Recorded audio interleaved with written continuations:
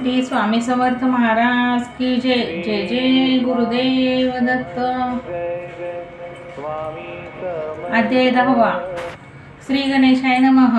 गाठी होते पूर्व पुण्य म्हणून पावलो नरजन्म. यांचे सार्थक उत्तम करणे उचित आपणा. ऐसा मनी करुणी विचार आरंभिले स्वामी चरित्र.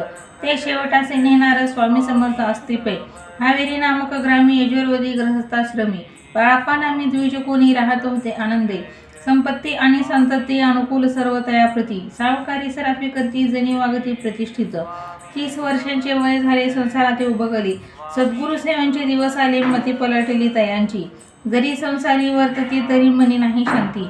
योग्य सद्गुरु आपणाप्रती कोठे आता भेटेल. पंचपक्वाने सुवर्ण ताटी भरुनी आपणा पुढे येतील. पाहुनी या स्वप्नी ऐशा गोष्टी उल्हासले मानस. तात्काळ केला निर्धार सोडावे सर्व घरदार. माया पशद्रढ तर विवेक शस्त्रे तोडावा.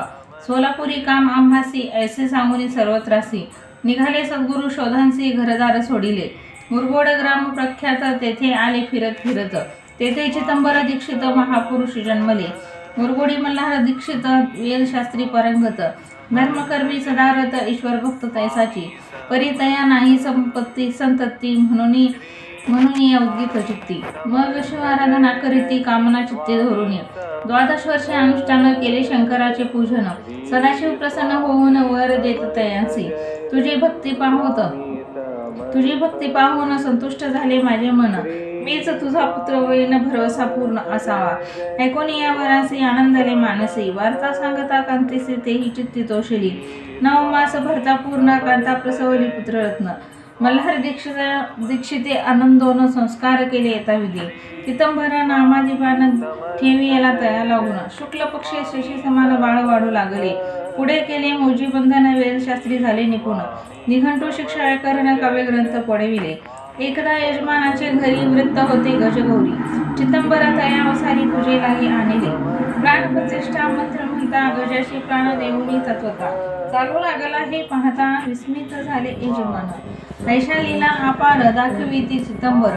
प्रत्यक्ष जे का शंकराने उद्धारार्थ अवतरले.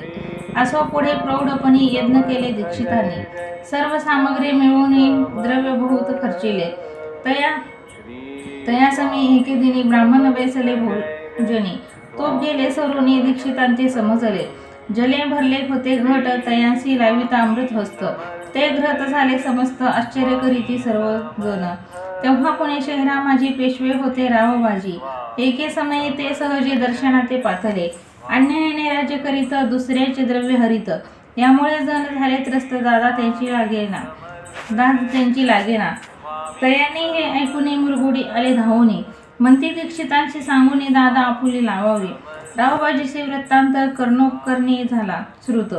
म्हणती जे सांगतील दीक्षित ते अमान्य करवेना. मग दीक्षितांचे निरोप पाठविला. आम्ही येतो दर्शनाला. परी आपण आम्हाला त्वरित निरोप देईजे. ऐसे सांगिता दीक्षिता प्रती तयावेळी काय बोलती. आता पालटली तुझी मती त्वरित मागसी निरोप. उपला तुझवरी ईश्वर जाईल राजलक्ष्मी सर्व. वचनी ठेवी निर्धार निरोप तुझला दिला असे. सिद्ध वाक्य सत्य झाले. रावबाजीचे राज्य गेले. ब्रह्मावरती राहिले परतंत्र जन्मवरी. एके समयी अक्कलकोटी दीक्षितांच्या निघाल्या गोष्टी. तेव्हा बोलवले स्वामी येती आम्ही त्यात ते जाणतो. यज्ञ समारंभाचे अवसारी आम्ही होतो त्यांचे घरी. तूप वाढण्याची कामगिरी आम्हाकडे होती.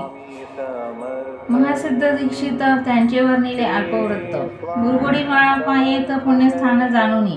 तिथे ऐकिला वृत्तांत अक्कलकोटी स्वामी समर्थ.